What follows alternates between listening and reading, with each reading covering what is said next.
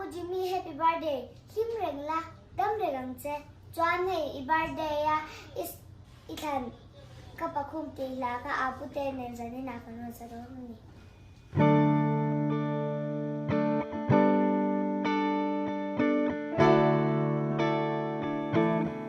Run tom te tak te le mun zau vak lo.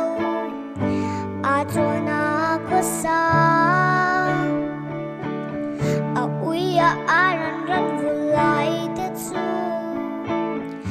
Chant your birthday and me.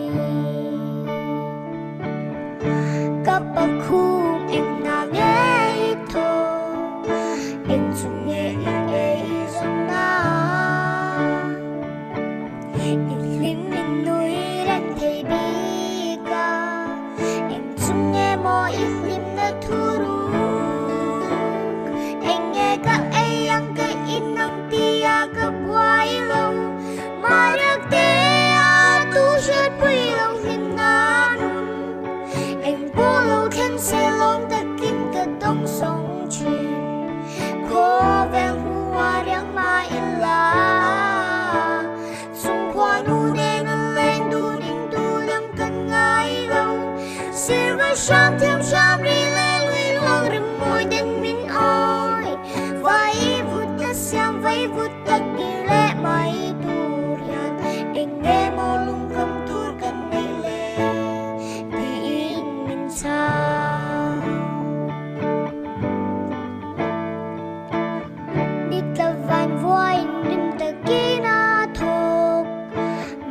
Sa kan niati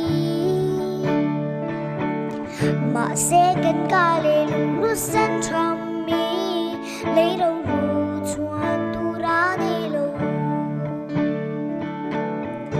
kapakhum eng na nge tho eng chung nge e zong na mi ho sa kan ni ti si a sak na turuk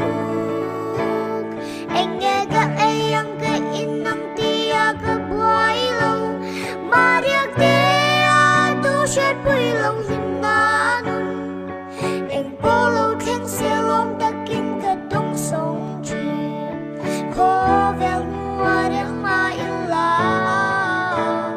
sung kwa nu ne nan leng du ning tu dam kan ngai lâu silver sham thiam sham ri le lui long rim môi den min oi vai vut ta siam vai vut ta ki le mai dur yan eng nghe mo lung kham dur kan nei le ki in min cha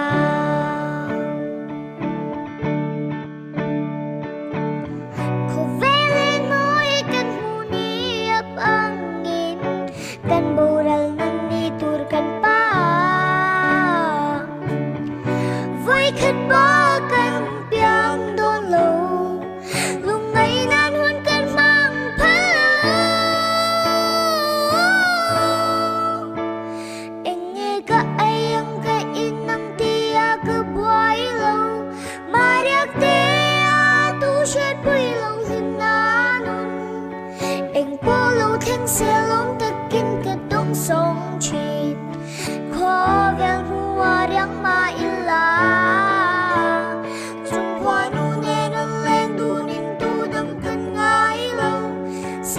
sham thiam sham ri le lui long rim môi den min oi vai vut ta